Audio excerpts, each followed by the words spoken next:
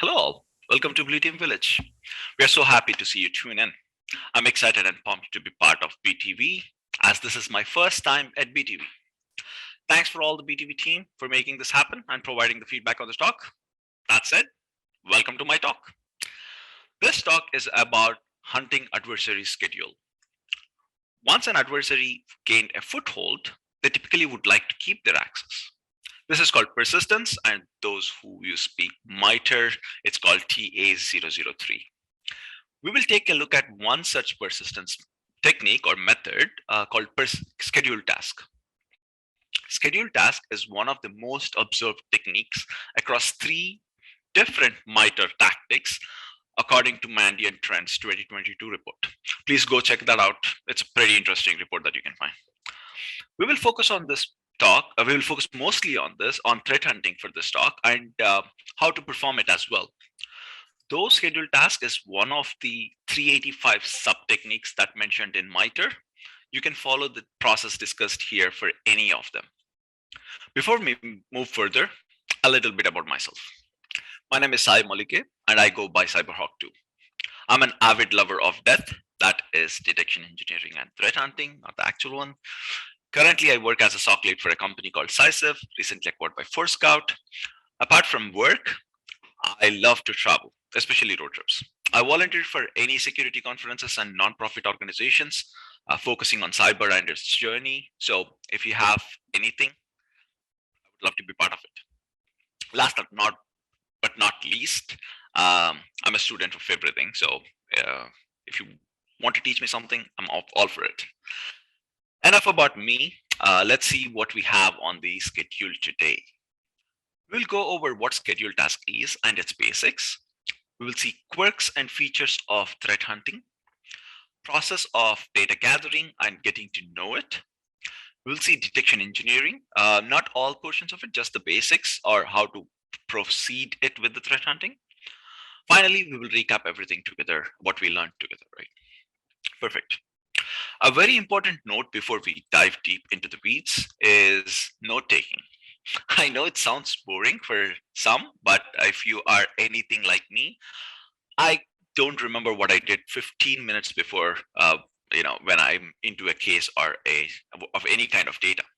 And sometimes you will have these crazy thoughts and ideas on how to progress on another investigation when you're doing an investigation for something else. If you don't jog it down, you will lose it, right? Finally, your notes should be your guide and for others who want to follow or reproduce your steps. So be sure to take notes while we are going at, and I'll mention it whenever possible. Good. Let's get to it. Scheduled task. This is the definition Microsoft gave to scheduled task on one of its docs. It says scheduled task is basically a code unit that runs logic in a background session at a specific time. Basically, you want to do something in the future or just one time, you can use scheduled task to do it, but it's more than that. Scheduled task help operating system programs to run at a defined time. It helps administrators to take action when a certain event happens. It helps update your antivirus software at a defined interval. You get the idea, right? We'll go over some of the main components that make scheduled task. Among them, the first one is triggers. So we will see these components of in terms of what is necessary for us. If you are more interested in it, you can go ahead and look at Microsoft Docs. They do a good job in documenting most of their products and services, how they do it. So triggers. Triggers is one of the component of scheduled task which starts a scheduled task. It answers when a certain indicator or indicators are met. Like I want to schedule a task or start a task every day at 9 a.m. That's your trigger. Then actions. This is the main thing that we as a threat hunter or your detection engineering folks or forensics is interested in, because it answers it answers what a task is actually doing. For example, a program will execute when the above trigger is met. That program is what? Principles. This answers who is allowed to run the task. The other components are settings, which answers where the task should look. If there is any error, there is a detailed documentation on these component. If you check the Microsoft doc, and then we will have other two things called registration information and data. Answers how to look for data related to scheduled tasks, like there is a help information for scheduled task or metadata info. You can find all those things in these two components. We will see how they will help us, and we will refer back if necessary. So why are scheduled tasks important, right? After successfully getting their foothold into their desired enterprise, do you think an adversary will want to lose their access or afford to lose their access because they accidentally type Control C in their terminal? No, right? They want to keep access as long as possible, or they want to keep their access to figure it out what to do with it, or until they achieve their objectives. So, and it is also interesting for especially for scheduled tasks, because it can be used in different stages of attacker lifecycle, like persistence, privilege escalation, and execution. But in this talk, we will only talk about persistence mechanisms. And who can create scheduled tasks? Administrators or members in the administrators group can create scheduled tasks, and also administrators can give certain permissions for users in order for them to view or perform actions on scheduled tasks. Okay, that's all good. Finally, we came here. We come to the topic we came here for: threat hunting. But let's see what it is. Threat hunting is a process of being proactive to unveil unknown knowns and unknown unknowns to better our security posture. The main keywords are process, because it is not set and done, but rather a continuous thing. It is proactive, as we are not working for something to happen, but taking charge before it happens. Unknown knowns and unknown unknowns are a topic on its own, but in a nutshell, there are things we don't know and we want to know. We are doing all these things to better our security posture. Besides, it's a process. But what is it? What is the process? This is the process we are talking about, or we are following in this. This is not the only one, but this is the one we are following today. First, we will create our hypothesis. Then we will find what data we need and what artifacts are related to our hypothesis. Then we need to know what we are working with, exactly familiarizing ourselves with the data. From it, we will create queries to search for the data we gathered and familiarized with. Finally, interpreting the results and documenting it all. You can follow this process with detection engineering too, but we will not go there yet. But this is the process that we can follow. But there's a lot to unveil here. Let's break it down by each component. First thing is hypothesis. A possible, or one of the definitions I found pretty interesting, is this. You can read the hypothesis, but the main things are research interest, most important questions, and decision. Because in order to be proactive, we need to know what our interests are, what questions we need to ask to create a structure to our hunt. And lastly, decision, because we need to know what we will do with it. After all this hunting and whatever came out of it, what we will do with it. That's the decision process. In threat hunting, we will typically have broad hypothesis and narrow hypothesis. That's not a law, or you need to follow, but it gives a kind of structure, possible structure to your hunts. Broad hypothesis is just an overall statement which can serve us to start a whole lot of hunts. Like, our broad hypothesis could be adversaries use persistence mechanisms to stay connected. As you see, it is broad and can lead to n number of things. You can use this broad hypothesis to schedule multiple hunts. The reason it's broad is just give you a glimpse of what you want, but not exactly how you can do it, or what detailed what information, right? Then narrow hypothesis. For narrow hypothesis is specific, applicable, and actionable today. To form the narrow hypothesis, we will answer some questions from one of Plug's talk on Silver Sparrow in ShellCon 2021. If you didn't check that talk, please go ahead. It has awesome information, not only just the Silver Sparrow, but the threat hunting process itself. We will answer some of the questions from it, right? The first question is who? Who are we trying to hunt? What we want to hunt? And why we are doing all this? Where answers what data we want to hunt for. When is the time frame related to the hunts? Every hunt should have a time frame. So that's the when portion of it. And how are we querying the data in our SIM or analytical platform, and how we want the platform to present the data to us. So let's fill them up.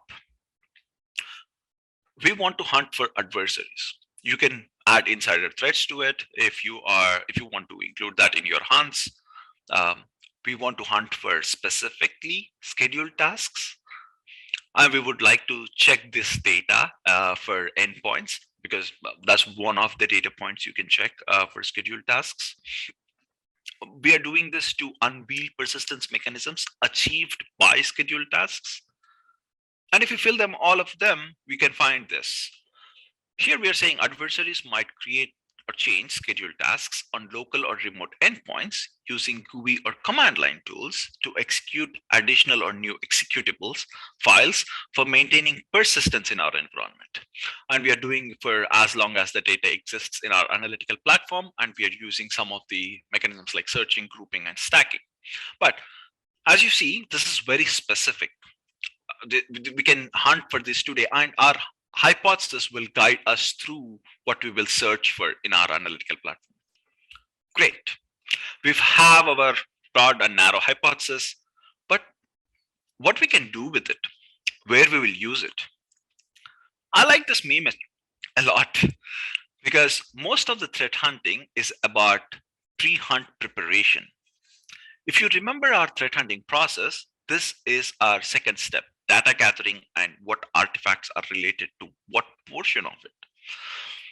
If you are performing threat hunts, most of your time will be going at this portion of it, because this will define what you can do in the next sections. So let's get that data. Here, when I say data, it's data coming from our point products or different mechanisms where you can gather or achieve the data, in this case, endpoint. For things we don't know, we will Google it. The first thing I Googled is MITRE scheduled task.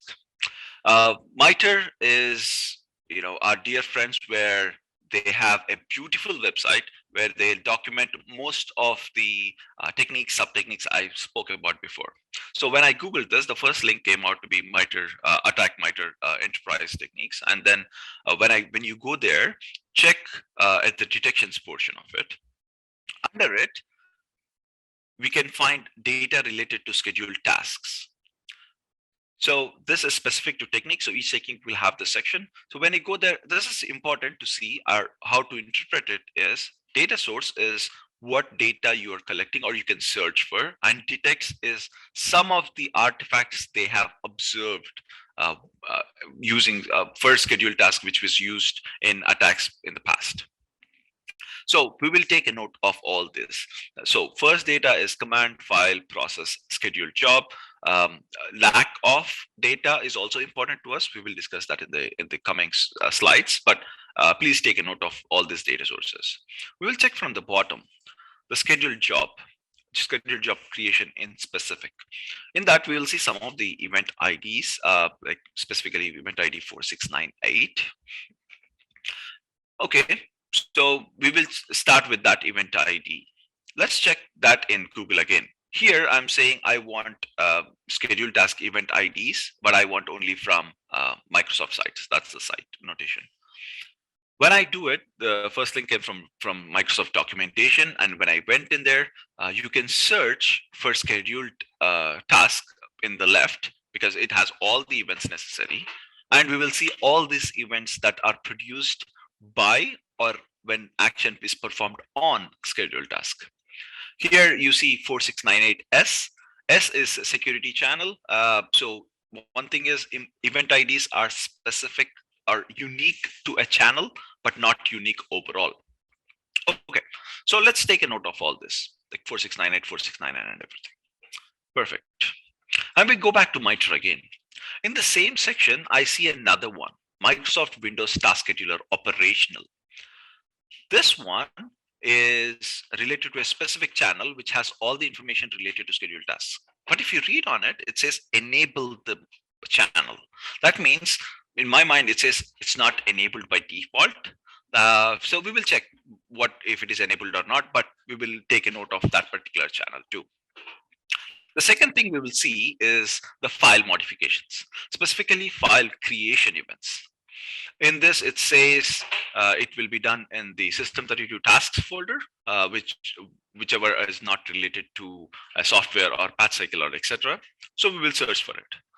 But unlike before, we will search for sysmon data, right? Because why not? Because that is being rolled out in current enterprises as a cheap version of EDR, sorts. But we will search for sysmon data.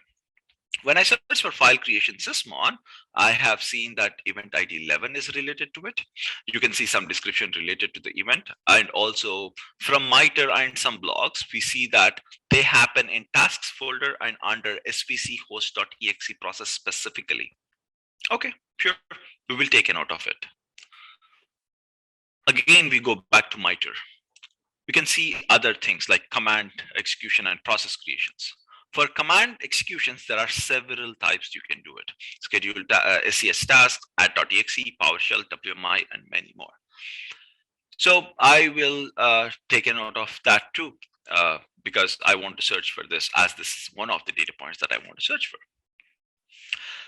In MITRE, there is an interesting section called procedure examples. This is interesting because here is where MITRE documents all the previous attacks that had happened using scheduled task, or where attacks scheduled task is used in such attacks. Okay, so while searching for one of those blocks, I have seen that there is a new data point. That data point is registry keys. So it says that registry keys are also important in searching for scheduled tasks, specifically registry events 12, 13, 14, according to sysmon, and some of the registry like create key, delete key, and such. If you ever performed registry analysis and or checked the registry, it is messy and ugly. But it could be a lot of fun if you are into that sauce. I'll show you why. Here. We will just check what we want. I know this is scary, but we will just check only the things that we want for the registry. So if you go to the registry path mentioned above, specifically till the tree portion of it, you can see all the scheduled tasks that are there. Some of the scheduled tasks are under Microsoft, which are operating system specific, and the task which is highlighted here, daily task, is the name of the sample scheduled task that we created. In this, there are 4 subkeys. The interesting words are ID and SD. ID is a gibberish GUID that is unique to our scheduled task. Here, ID is correlated with the daily task name of it. And SD is where our principal or security context under which scheduled task is created. SD is also important because it acts as a bond between what you can see versus what scheduled task is there. And it's used in one of the cases recently with Afnium. Microsoft has a great documentation on it. If you are interested, please check that out. We will see that case if we have some time. So, all right. But if you see all this, we don't see the things that we checked for the components, right? The trigger, action, data components and stuff, we don't see it. For that to see, ID will take a note of the GUID and paste it here. It's just the same path, but one above. Instead of trees, we are doing task and the GUID that we have. Here you see a lot of information and all the information which is familiar to us. We will not discuss the whole things, but the basic ones, like actions, which is the thing which we should be interested in. What, which answers what, like here it is running dnspy.exe from the downloads folder. You can see author information, who created it. You can see date information, like what date the scheduled task is created. You can see the triggers, the conditions when the scheduled task will be triggered. It's binary, you have to convert it. And dynamic info, if you are into forensics, some of the interesting timestamps are here. But we will not go to it. But this is the registry structure. We will see how it is important to us or while you're searching for your data. All right, you better be taking all those notes which we spoke about. So this is what I have for my notes. So it says I have Windows events, task scheduler, operational channels, file creation events, registry keys, and command line arguments. All those things that we see. Perfect. That's a lot about scheduled task and what artifacts. Like I said, most of our time will be in getting those artifacts ready and seeing what artifacts are generated for a specific technique or a tactic. But enough said, let's put that into practice and see how it can give us some information. All right, here, let me set this one up.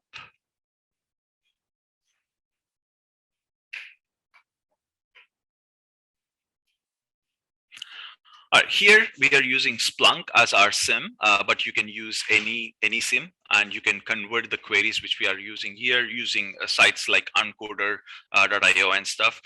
But we will not be doing it. We will using Splunk. And we will explain some of the queries that whenever we are searching for it, right? So let's see it. Zoom in. So the first thing we will do in our threat hunting process or in data gathering process is data sources. If you remember that we did with using MITRE. So here I want to do the same. I want to get what data sources is available. Let me run it and see what I have.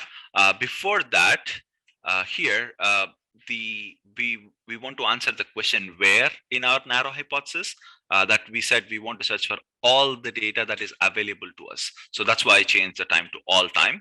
And scheduled tasks are time frame based. So you can threat hunting can be time frame based. So you can check for those, right?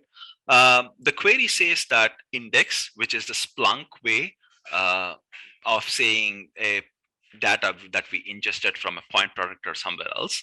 Then we will, with the help of Splunk command dedup, which exactly it says deduplication, we get unique instances of indexes. And finally, we are saying they give us in a tabular column. So if you think back this to our narrow hypothesis, this answer, the table answers how, like how I want to get the data, and the index and the the time frame answers where the question.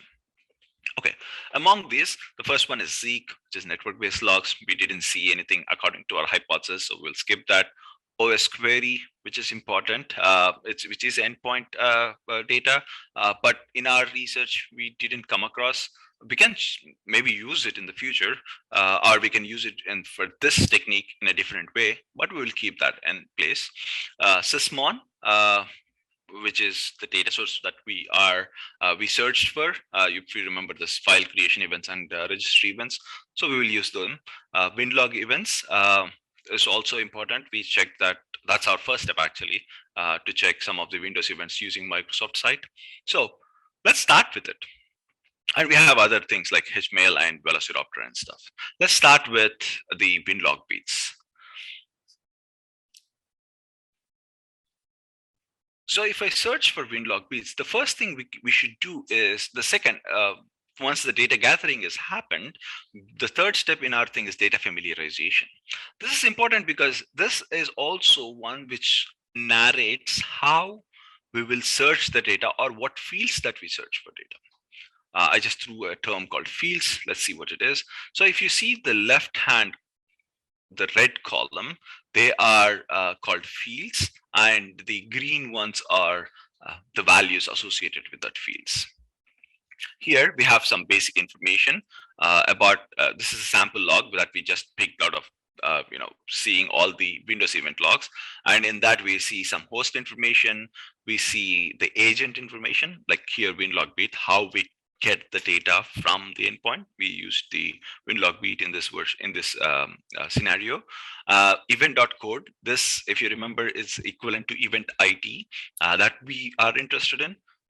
And event provider, like I said, event IDs are specific to a provider, and they're or a channel. They're not specific. They are not unique to the whole Windows environment. So here it says the provider is Microsoft Windows Time Service. Think about it, how we can use this one. We have host information like IP and MAC addresses. We have OS specific information. We have a message field, which how it looks for how we, if we see this in the Windows event logs, this is how you see it. We have again the other information to it, user information also. All right, perfect. So according to our research, what we saw is we want specific event IDs. So let's search for them. So here I'm saying I want, instead of all indexes, I only want Windows event logs, and I'm using event.code, which you remember is event ID, and I'm searching for specific event IDs. But I did not see anything. I don't get anything. Why is that the case? So let's see.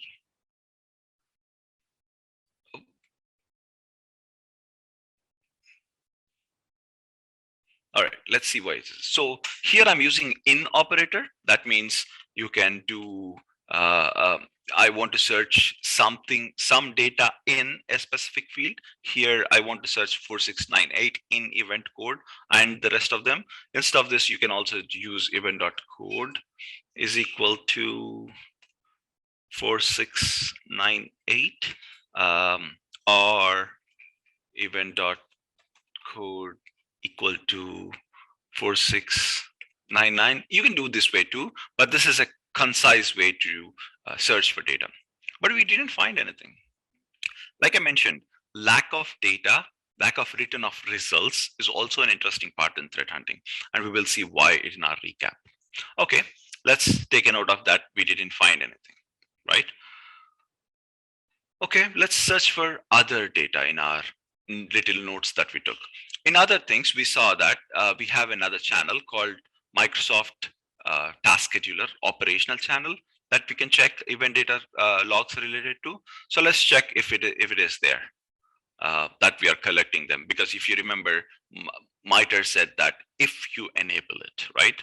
So here what I'm doing is I'm again saying that I want specifically logs from WinLog events, and I'm using the operator event.provider that we checked in our example before to getting familiarized with the data. And there, I believe it's related to time provider.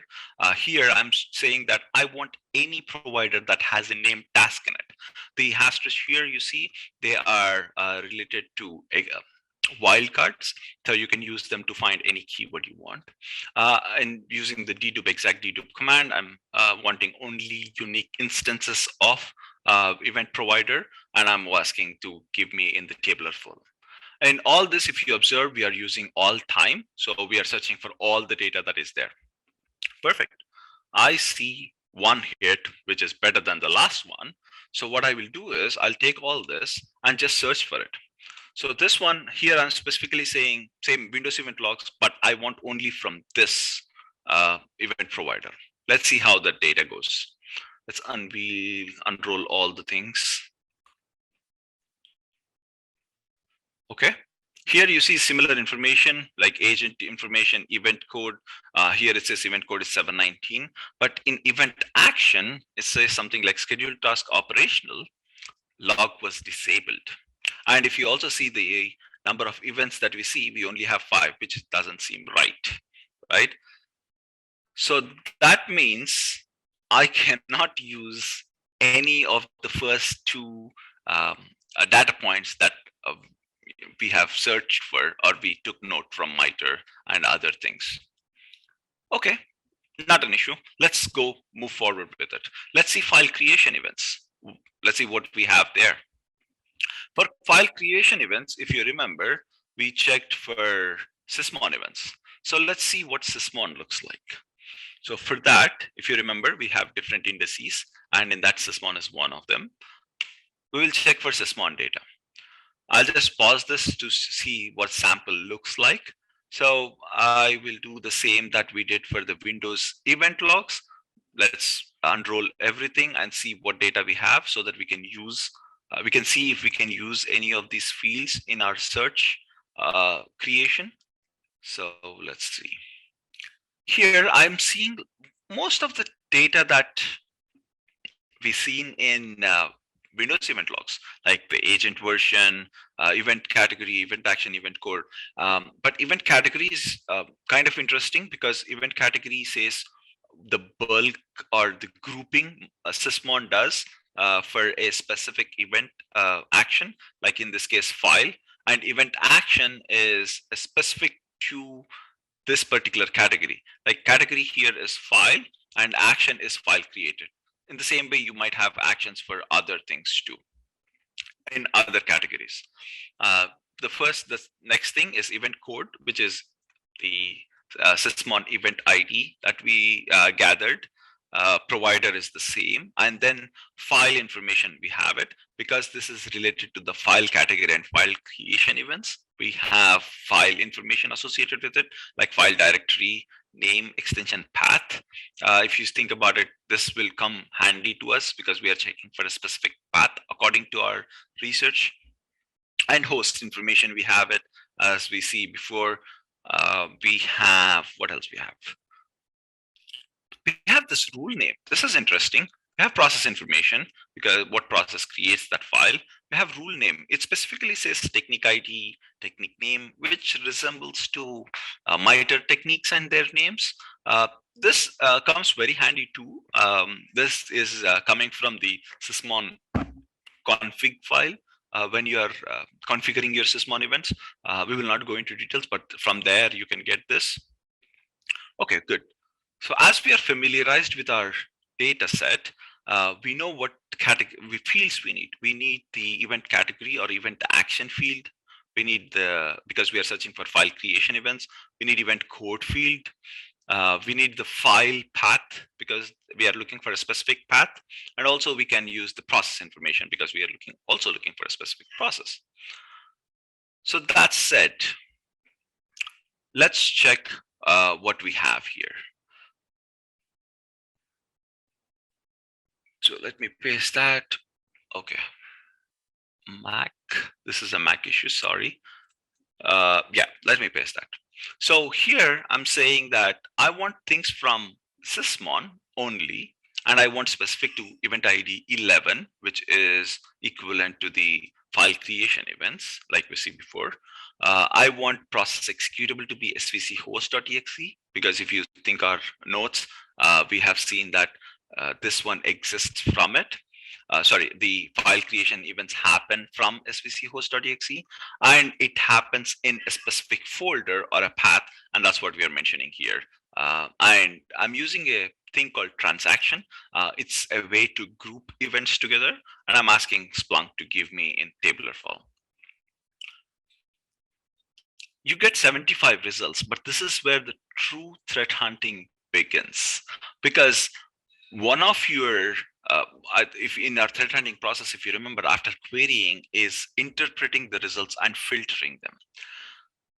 Interpreting results is difficult. It based on your known normal of the environment. It based on the OS behavior, is based on the process behavior that we are checking. So there are different things that can influence how you interpret your results while performing the threat hunt. For this, we will use a simple methodology. I don't know where I heard this from, but I heard in one of the conferences or talks, but it goes like commonly observed events across multiple endpoints could be common or something really bad is happening. That means if you see something in different endpoints like this one, Office, Microsoft Office, Office Performance Monitor, you're seeing in most of the endpoints that we have, that means this might be common for a OS behavior or our environment, or something had already happened and we are in a doodle. But let's go with the first happy thought that it is common in the environment, right? By doing that, we are getting to this monstrous query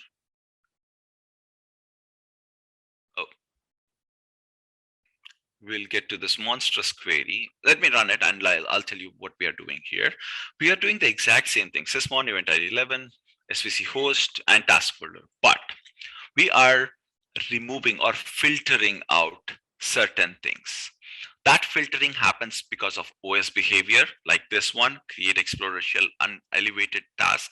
This could happen because of software updates or software related to operating system, like in this case, Microsoft something, or specific program that we have, like here, Google Update. So let's say this filtering in our environment, CC Cleaner, is not um, a genuine process or not an allowed process. You can find those things here too. So it's a catch 22.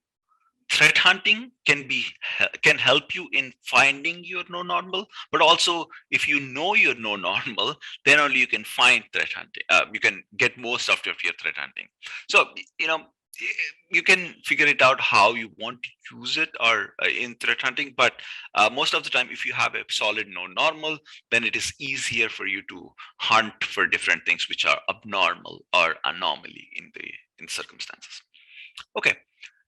By filtering it, and by the way, a good task for you is you can check for all these events and think of a ways why we filtered it.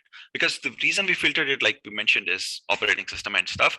But just see what they do, so that if you see this anytime in your hunts, you can say that, huh, I know what that is, and it's common. I can filter it out, or uh, I can filter these out, and if I don't find anything, I can see for edge cases on might be an attacker using or a perpetrator using legitimate functions in order to do it, which happens in a lot of ways. So anyways, after filtering, we have one task happening on two endpoints. Interesting. This is not to say suspicious yet, but it is interesting to see that we have a certain process that is running on two things. So let's search for what it is doing. So let's take this and do a blind search for that. Okay. So we will do a blind search on what it is doing.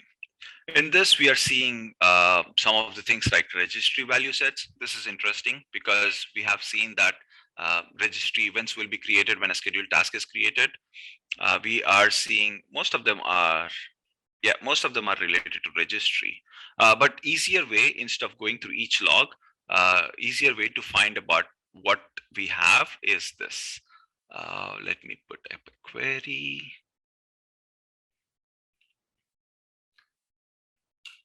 So here I'm using the exact command, but transactions, I'm trying to see what hosts are there and grouping things by the host name. And I'm saying the event category field, which we saw for Sysmon, to see what exact actions, or event category and event actions, to see what exactly it is doing. So here we see file creation events, registry events on both the endpoints. This is interesting because we've seen the exact same things that we have checked in our artifacts. Whenever a scheduled task is created, this is what will happen. Okay, perfect. But anytime you see these interesting things, take a note of it and wait until it becomes suspicious. So here we are doing the exact same thing. So as we see, there are several ways to create command line arguments for scheduled tasks. I'm checking for some of the keywords that can happen while performing scheduled tasks. Like here, I'm checking for different things, but you can filter out all this. Let's see, just plain.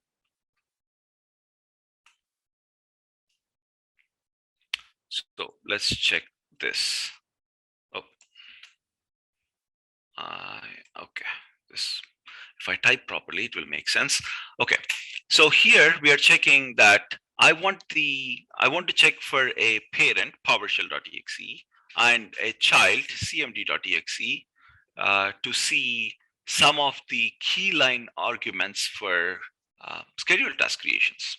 So this one, I found it in different ways. I can find it in different ways. One is you can see in Microsoft documentation, like you can go to Microsoft CTH tasks. In here, you can check what are the commands that you can use using Microsoft, like change, create, and stuff. You can use PowerShell documentation. Similarly, you can use WMI. These are basic keywords that you are using in order to find a particular scheduled task, or what a scheduled task is doing, right? Perfect. Let's say with our previous things, if we're using registry and file creations, we determined that particular scheduled task, daily Magnus task, is is a suspicious one. And in order to check what it is doing, we saw that process creation events. In that process creation events, we see a command line which matches our the command that we are saying here, C/C start.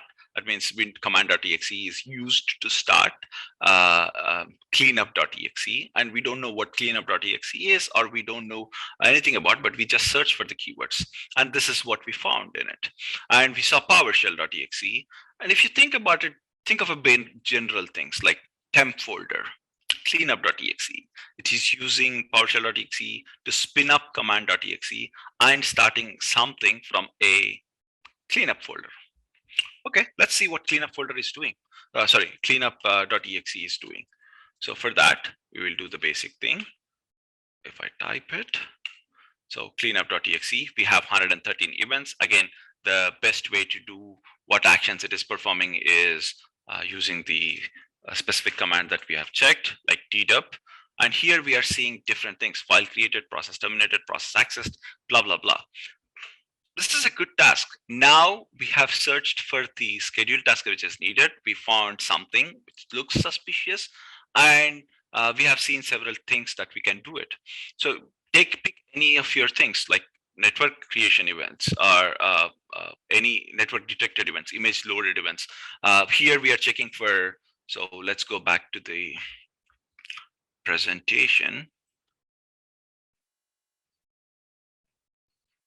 So here we are just checking for one such events, process creation, and we have seen this particular thing that we have seen before, that something is starting from a temp folder. So think of it, cleanup.exe starting with cmd.exe using PowerShell from a temp folder on the host that we have checked a suspicious or an interesting scheduled task is present. This starts your hunt. Again, most of the time, hunting is chasing that goose, but with a solid data backing up. Like if one data says something is suspicious, back it up with another data which produces similar artifacts. And that's it.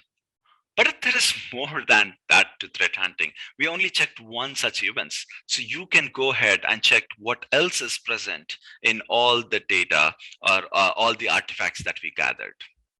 All right, let's recap everything with a small template. We are using a template for that. The title of our hunt is Hunting for Adversary Schedule. We created this on the date. We are noting our hypothesis. This is our hypothesis in the narrow hypothesis that we got. We are mentioning some of the MITRE techniques and tactics. We are using simulation techniques. Like this is very important. If you are simulating something in order to perform threat hunting or detections, this is interesting. You can note what simulation has performed. And then we're using a proposed search query. Here, this query could be anything. I just mentioned the last search query, but if you can mention all your search queries in it, it helps if someone wants to take this template and wants to reproduce these steps, it helps them a lot. And here, I'm noting some of the limitations of my threat hunting. Like I mentioned, if something didn't turn up in threat hunting, it's also interesting.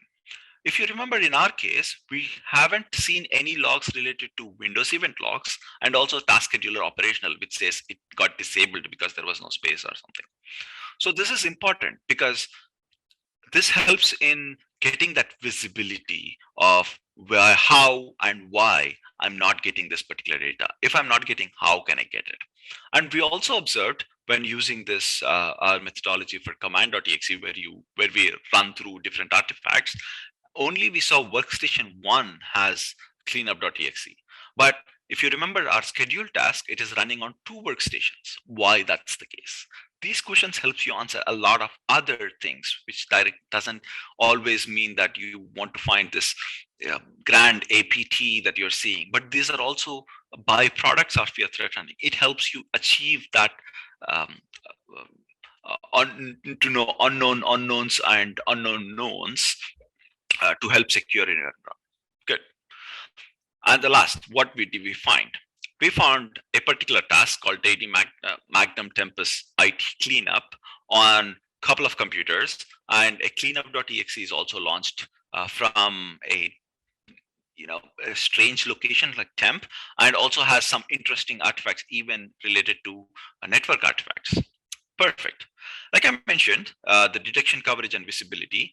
Here, through our hunts, we have noted that event logs are not there, or at least specific to scheduled tasks are not there. So we want to see a way we can get that data. We are, by the looks of it, we have not enabled that operational channel. So we want to enable it so that we can get more data and weigh the benefits and risks of enabling it. We also seen that workstation 1 only produced the cleanup.exe process creation. We didn't see the other workstation performing it. So that's our visibility. Coming to our detection coverage, like I said, you can stop your hunts at the findings and documentation using the template that we have we did here, but we can also move it a little further. We can use it for our detection coverage. Here we are saying that we can use our query, whichever we used for the threat hunting queries, like our process creation events from or we can use our based on our no normal or filtering capabilities. We have seen we have filtered everything and only one event was left. We can use that as our detection query. You can use a combination of them, right? But that is only one portion of what hunt we did. There are several other use cases in this scheduled task: making unusual communications. It is downloading PowerShell cradles and several other things. You can either create hunts for each and every of these, or you can hunt for the behaviors like we can do, let's say, scheduled task, how it is based on the artifacts that we gathered. So you can use either one of them, right? These are all the detections that we can create if we have gathered all the tasks and if we can do those information. And if you see here, hidden scheduled tasks, if you remember, I said if you have some time, we will talk about Hafnium. This is what it did. It hid its scheduled tasks from viewing it. It does using that SD key that we spoke about in registry, where it automatically removed that using COM, I guess, but it removed it.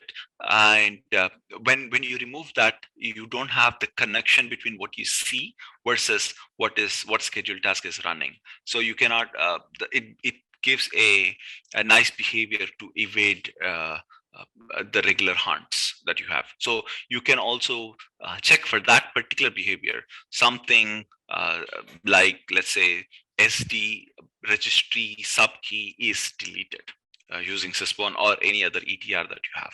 So these queries that you use are specific to ETR Splunk here, but you can convert them into and use it, like we said, to any others. Finally, that's our talk. All the references I have followed is mentioned here. And thank you so much for everyone for being patiently watching this. We ran through some of the artifacts, but please go through those artifacts one by one. You can find your own rhythm in searching for those artifacts. We will be releasing a blog post which has detailed information on everything. So please go ahead and check. Please join our Discord channel if possible. So thank you.